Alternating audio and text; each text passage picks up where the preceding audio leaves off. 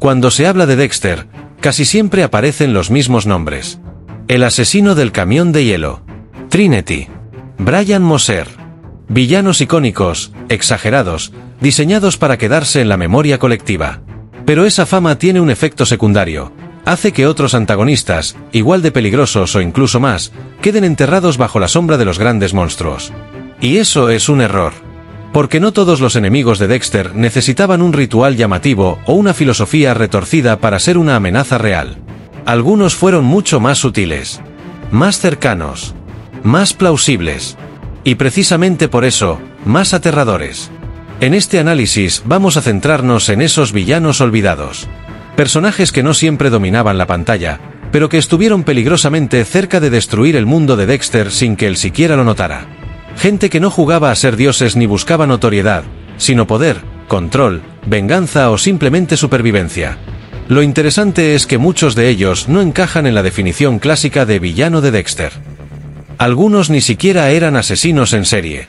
Otros actuaban desde dentro del sistema: policías, políticos, líderes comunitarios. Personas con placa, con influencia o con respaldo legal. Y eso cambia completamente las reglas del juego. Dexter podía cazar monstruos en la oscuridad. Lo que no siempre sabía manejar era a alguien que operaba a plena luz del día, protegido por normas, jerarquías y apariencias respetables. Esos enemigos no necesitaban cuchillos ni salas de plástico. Les bastaba con una investigación, una filtración o una decisión administrativa para acabar con él. Además, muchos de estos antagonistas atacaron a Dexter en sus momentos más vulnerables. Cuando estaba distraído por el duelo, la culpa o la paternidad. Cuando ya no era el depredador frío y meticuloso de las primeras temporadas, sino un hombre intentando mantener su vida a flote. En esta serie de capítulos vamos a analizar por qué estos villanos fueron tan peligrosos, qué los hacía únicos y cómo estuvieron a 1 o 2 movimientos de exponer a Dexter definitivamente. Veremos cómo la ambición, la corrupción, la brutalidad y el poder institucional pueden ser tan letales como cualquier asesino ritualista. Y empezaremos con uno de los enemigos más ignorados de toda la serie.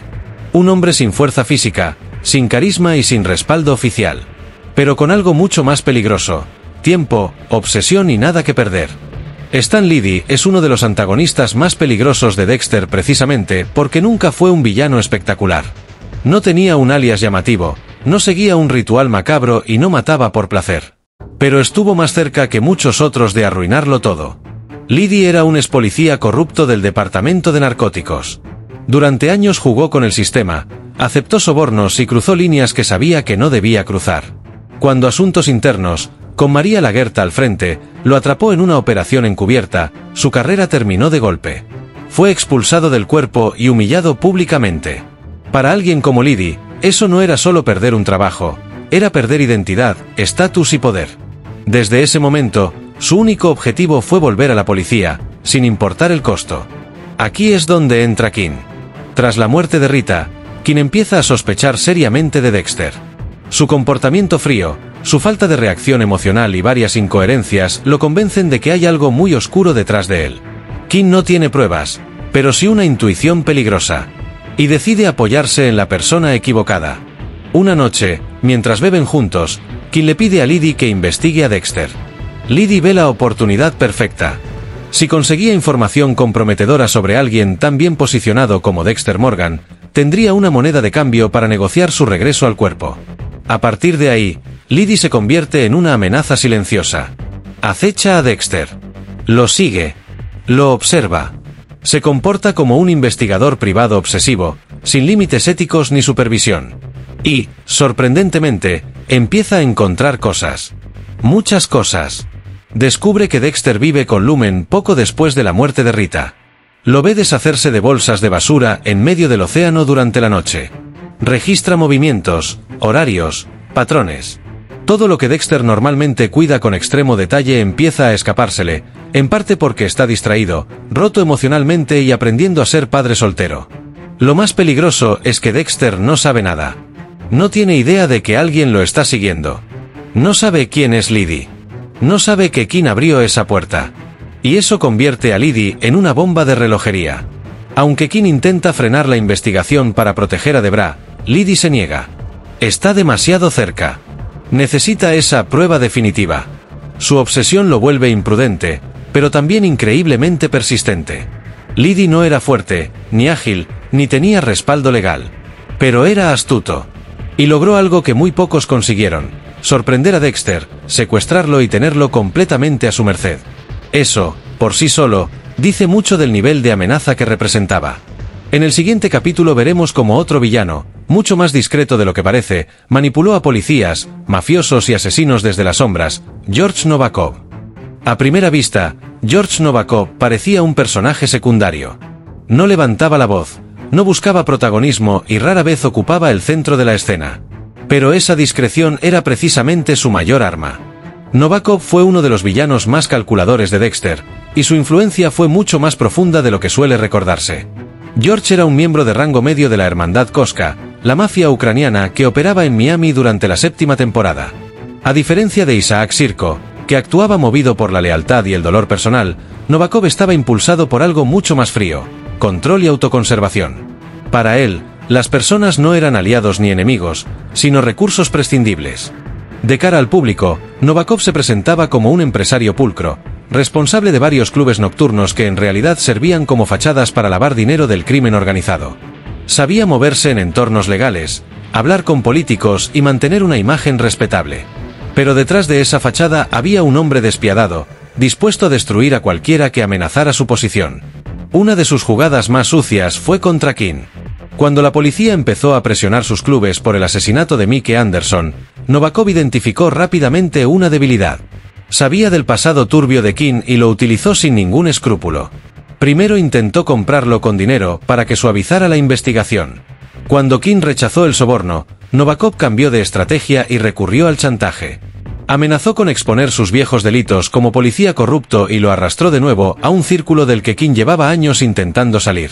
Incluso llegó a agredir a una mujer cercana a King solo para intimidarlo y demostrar que tenía el control absoluto de la situación. Para Novakov, el miedo era una herramienta, no una consecuencia. Pero su traición más importante fue interna. Isaac Sirko era el líder visible de la hermandad en Miami, pero su obsesión por vengar la muerte de su amante estaba perjudicando al negocio. Novakov lo vio como un problema. En lugar de enfrentarlo directamente, conspiró a sus espaldas, convenciendo a otros líderes de que Isaac debía desaparecer. Esa maniobra desencadenó una cadena de eventos que terminó uniendo a Dexter e Isaac en una tregua inesperada. Novakov no solo manipuló a policías y criminales, sino que alteró por completo el equilibrio de poder de la temporada. Cuando finalmente mató a Isaac por la espalda, dejó claro quién era en realidad. No actuaba por emoción, ni por lealtad, ni por honor. Actuaba por conveniencia. George Novakov no necesitaba ensuciarse las manos constantemente para ser peligroso. Le bastaba con saber dónde presionar. Y aunque no iba directamente tras Dexter, su capacidad para manipularlo todo lo convierte en uno de los antagonistas más fríos y despreciables de la serie. En el próximo capítulo, pasamos de la manipulación silenciosa a la violencia pura: Little Chino, un villano protegido por el sistema que casi derrota a Dexter por la fuerza. Little Chino no era sofisticado. No tenía un discurso elaborado ni una psicología compleja. Pero fue uno de los enemigos físicamente más peligrosos a los que Dexter se enfrentó. Y lo que lo hacía realmente aterrador no era solo su fuerza, sino el sistema que lo protegía.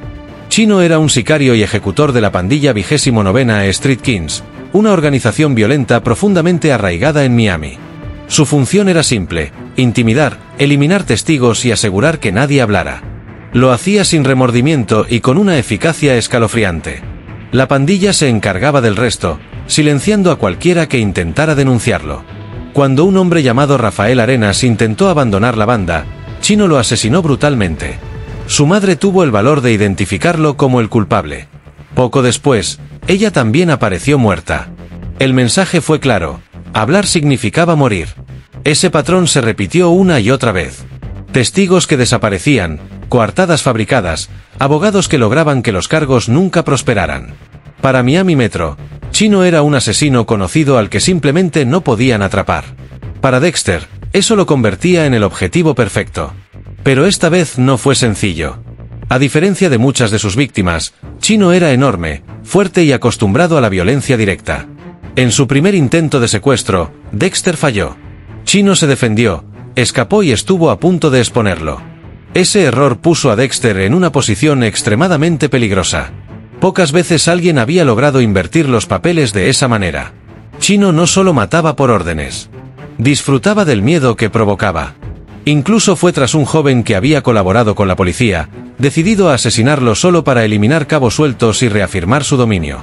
Mujeres, hombres, jóvenes desesperados, no hacía distinciones. Su brutalidad era indiscriminada.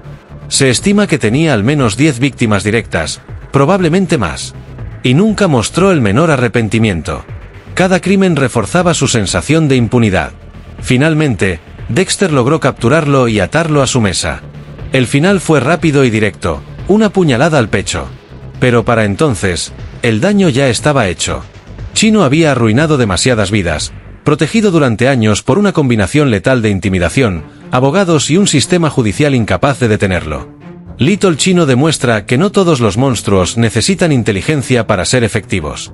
A veces, basta con fuerza, miedo y protección legal. Y eso lo convierte en uno de los antagonistas más subestimados de todo el universo de Dexter. En el próximo capítulo, el peligro no vendrá de la calle, sino del despacho, María Laguerza, la ambición disfrazada de justicia. María Laguerza no era una asesina en serie. No mataba con cuchillos ni seguía rituales macabros. Pero aún así, fue una de las amenazas más peligrosas que Dexter enfrentó. Porque su arma no era la violencia directa, sino el poder institucional combinado con una ambición implacable. Sobre el papel, Laguerza era una líder ejemplar. Inteligente, carismática, políticamente hábil y con una carrera sólida en Miami Metro. Sabía cómo moverse entre despachos, ruedas de prensa y jerarquías. Pero bajo esa imagen pulida, había una mujer dispuesta a sacrificar a cualquiera si eso le permitía avanzar. Uno de los aspectos más reveladores de su carácter fue su trato hacia Debra. A medida que Deb ascendía dentro del departamento, Laguerza dejó de verla como una detective capaz y empezó a tratarla como una rival. Minimizaba sus logros, cuestionaba sus decisiones y la utilizaba como chivo expiatorio cada vez que algo salía mal. Cuando surgían escándalos, Deb era la opción más fácil para absorber el golpe y proteger la imagen de su superiora. Con Dexter, su comportamiento fue distinto, pero igual de problemático. Desde el inicio cruzó límites profesionales, utilizando el coqueteo y la cercanía como herramientas de control. Para Laguerza, las personas eran piezas que podían moverse según la conveniencia del momento. Dexter no fue una excepción, aunque ella subestimó gravemente a quien tenía delante. Su jugada más despiadada fue la caída del capitán Matthews cuando él se vio implicado en un escándalo. Laguerza fingió ayudarlo, incluso estando dispuesta a enterrar la verdad si eso le garantizaba un favor futuro. Pero en cuanto tuvo la oportunidad, filtró la información a los superiores y forzó su retiro, asegurándose el camino hacia el poder absoluto dentro del departamento. Y lo hizo redirigiendo la culpa hacia Debra, que había actuado con honestidad. Sin embargo, su obsesión definitiva fue limpiar el nombre de James Dukes como el carnicero de la bahía. Oficialmente, era una cruzada por la justicia. En realidad, era una necesidad personal. Laguerza no podía aceptar que hubiera confiado, amado y defendido a un asesino en serie sin darse cuenta. Necesitaba demostrar que el sistema, y ella misma, no se habían equivocado. Esa obsesión la llevó a manipular pruebas, reabrir casos cerrados y, finalmente, a liberar deliberadamente a un asesino peligroso solo para tenderle una trampa a Dexter. En ese punto, dejó de proteger a la ciudad. Puso vidas en riesgo para tener razón. María Laguerza estaba en lo cierto sobre Dexter. Pero creyó que tener razón le daba permiso para cruzar cualquier línea. Y esa convicción fue lo que la convirtió en villana. En el siguiente capítulo, veremos a otro monstruo con placa, el capitán Aaron Spencer, prueba de que el poder sin control puede ser letal. Aaron Spencer es uno de los ejemplos más inquietantes de Dexter porque demuestra que los peores monstruos no siempre se esconden. A veces llevan placa, rango y autoridad. Spencer no operaba desde la oscuridad, dirigía el departamento de homicidios. Y eso lo hacía infinitamente más peligroso.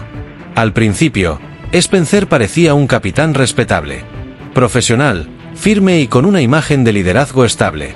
Pero todo eso se sostenía sobre una base frágil, su orgullo. Cuando su esposa le fue infiel y el matrimonio se desmoronó, Spencer no procesó la traición de forma sana. La interiorizó. La convirtió en rencor. Y dejó que ese rencor creciera durante años. Para Spencer, la infidelidad no fue solo una herida emocional. Fue una humillación. Una pérdida de control. Y Spencer era un hombre incapaz de tolerar sentirse impotente. En su mente, alguien que lo desafiaba merecía castigo. Su primer crimen no fue impulsivo. Fue frío y calculado. Secuestró y asesinó a Jimmy Powell, el hijo de un juez poderoso, para construir una cortina de humo perfecta. El objetivo real no era Jimmy.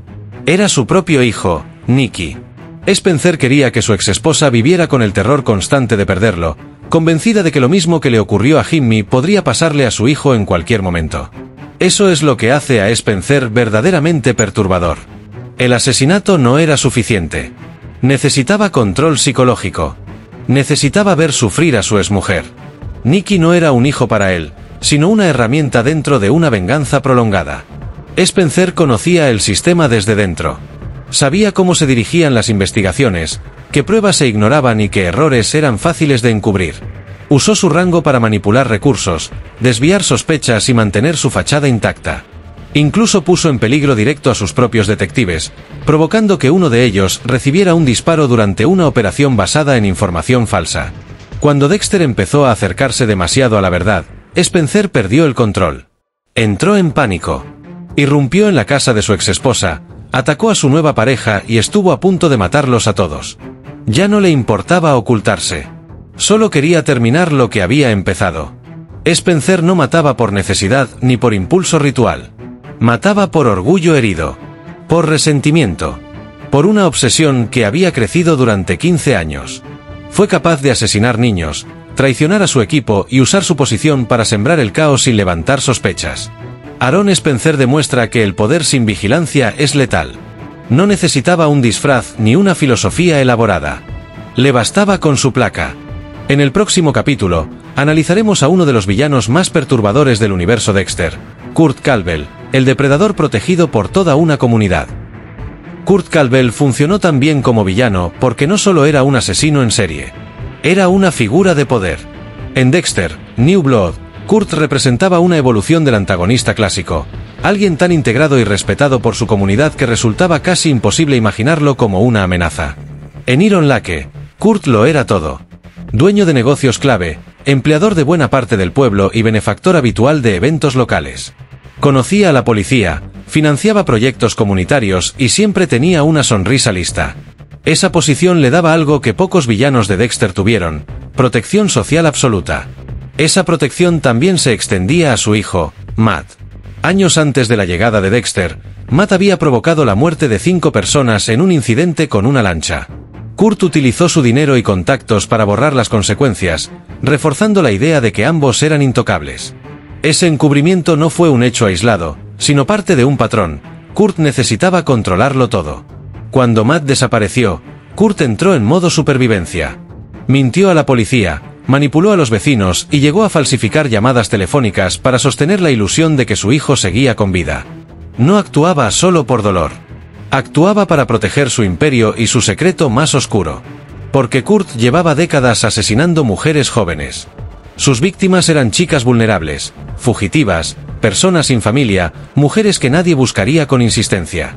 Les ofrecía ayuda, dinero o refugio, solo para ejecutar su ritual en el momento en que intentaban irse. El rechazo era el detonante. Siempre lo fue. Su violencia estaba profundamente arraigada en su infancia. De niño, acompañaba a su padre en rutas de camión y era obligado a escuchar cómo abusaba de prostitutas. Aprendió muy pronto que el poder y la crueldad iban de la mano. Cada asesinato era una repetición de ese trauma, una forma retorcida de recuperar control. Para cuando Dexter descubre la verdad, Kurt ya había matado a más de 30 mujeres, conservando sus cuerpos como trofeos en un búnker oculto. No improvisaba. Era metódico, constante y paciente. Y lo más aterrador es que lo había hecho durante años sin levantar sospechas. Kurt no necesitaba esconderse. El pueblo lo protegía sin saberlo. Incluso cuando las pruebas empezaron a acumularse, su reputación hacía que la gente dudara. Nadie quería creer que el hombre amable y generoso fuera un monstruo. Kurt Calwell demuestra que el poder social puede ser tan eficaz como cualquier coartada criminal. No era solo un asesino. Era un depredador al que todos ayudaban, sin saberlo, a seguir cazando. En el próximo y último capítulo, uniremos todas estas historias para responder una pregunta incómoda: ¿por qué estos villanos fueron más peligrosos de lo que recordamos? Cuando se repasan los grandes antagonistas de Dexter, es fácil quedarse con los nombres más llamativos. Asesinos con rituales complejos, discursos memorables y una presencia arrolladora. Pero al hacerlo, se pierde de vista algo fundamental. El verdadero peligro para Dexter casi nunca vino de quienes querían jugar con él, sino de quienes podían destruirlo sin necesidad de entenderlo. Los villanos que hemos analizado comparten una característica clave: operaban dentro del sistema o estaban protegidos por él. Stan Liddy no necesitaba matar a Dexter, le bastaba con exponerlo. George Novakov no perseguía fama, buscaba control. Little Chino no era brillante, pero el miedo y los abogados lo hacían casi intocable. María Laguerza creía que su posición justificaba cualquier medio. Aaron Spencer usó su placa como escudo para su locura. Y Kurt Caldwell convirtió el respeto social en su mejor escondite. Todos ellos atacaban el punto más débil de Dexter, su necesidad de pasar desapercibido. Dexter podía anticipar a un asesino ritualista. Podía leer patrones, impulsos y obsesiones. Pero le costaba mucho más detectar amenazas que no se comportaban como depredadores clásicos. Personas que no seguían un código, que no buscaban confrontación directa y que no necesitaban matarlo para ganarle. Además, muchos de estos villanos aparecieron cuando Dexter ya no estaba en su mejor momento. Estaba emocionalmente fracturado, distraído por la culpa, el duelo o la paternidad. No era el cazador frío de antes. Y eso los hacía aún más peligrosos. Hay otro elemento importante: ninguno de ellos se veía a sí mismo como el villano. Liddy creía que solo estaba recuperando lo que le habían quitado. Novakov se veía como un hombre de negocios pragmático. Laguerza estaba convencida de que hacía justicia. Spencer pensaba que castigaba una traición imperdonable. Kurt creía tener derecho a decidir quién merecía vivir. Esa autojustificación los vuelve especialmente inquietantes. No dudan. No reflexionan. No se detienen. Y lo más incómodo de todo es esto: varios de ellos estuvieron a 1 o 2 pasos de ganar. Si Liddy hubiera tenido un poco más de paciencia. Si Laguerta hubiera actuado un poco antes. Si Kurt no hubiera cometido errores emocionales. El mundo de Dexter podría haberse derrumbado por completo sin una gran escena final. Por eso estos villanos importan. Porque representan amenazas reales, plausibles y silenciosas. No eran monstruos de caricatura. Eran personas con poder, obsesiones y acceso. Y quizá por eso son tan fáciles de olvidar. Porque se parecen demasiado al mundo real. Ahora la pregunta queda abierta. ¿Qué villanos de Dexter crees tú que fueron injustamente ignorados o subestimados? Déjalo en los comentarios y sigamos la conversación. Gracias por vernos. Ahora que hemos revisado a Liddy, Novakov, Little Chino, Laguerza, Spencer y Caldwell, es hora de ponerlos lado a lado y preguntarnos: ¿quién representó la amenaza real más grande para Dexter? No todos los villanos se enfrentan a Dexter de la misma manera. Algunos, como Little Chino, lo atacan directamente. La violencia es inmediata, brutal y tangible. Otros, como George Novakov, no buscan enfrentamiento físico, manipulan, controlan información y alteran alianzas desde las sombras. El daño que pueden causar es igual de letal, pero mucho más silencioso. Stan Liddy, por ejemplo, no tenía fuerza ni respaldo oficial. Su poder estaba en la obsesión y en su capacidad de recopilar evidencia comprometedora. Solo por un par de movimientos más, Dexter podría haber sido expuesto y encarcelado. Es una amenaza que Dexter nunca anticipó. Su peligro residía en la precisión y persistencia, no en la fuerza bruta. María Laguerza y Aaron Spencer muestran un patrón diferente: el poder institucional. Laguerza manipuló casos y subordinados para proteger su ego y su ambición. Spencer llevó la autoridad a extremos criminales, usando su rango para aterrorizar y matar sin consecuencias inmediatas. En ambos casos, la amenaza no era física, sino sistémica. Podían destruir vidas y controlar eventos desde posiciones de poder. Kurt Caldwell representa un tipo de peligro aún más aterrador: protección social absoluta. Nadie cuestionaba su integridad, y su red de influencia le permitió cometer decenas de asesinatos durante años. Dexter solo pudo detenerlo porque la investigación logró penetrar esa fachada perfecta, y aún así, fue un reto mayúsculo.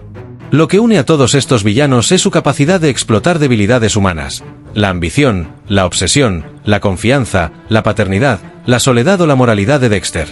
Cada uno, a su manera, podría haber arruinado la vida de Dexter si las circunstancias hubieran sido ligeramente distintas. Por eso no podemos subestimarlos. No eran villanos de espectáculo. No buscaban fama ni notoriedad. Eran reales, plausibles y peligrosos.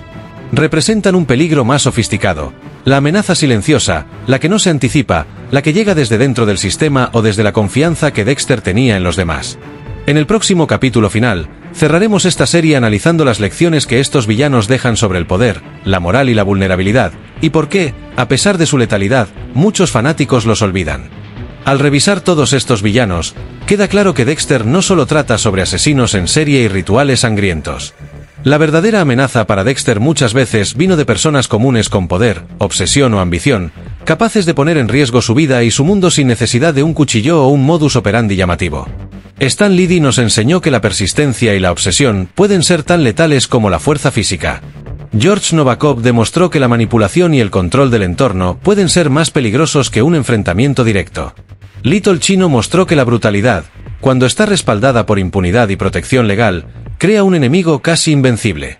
Lagertha reveló el peligro de la ambición desenfrenada dentro de instituciones de poder, mientras que Aaron Spencer nos recordó que la autoridad sin moral puede convertirse en un instrumento de violencia y terror.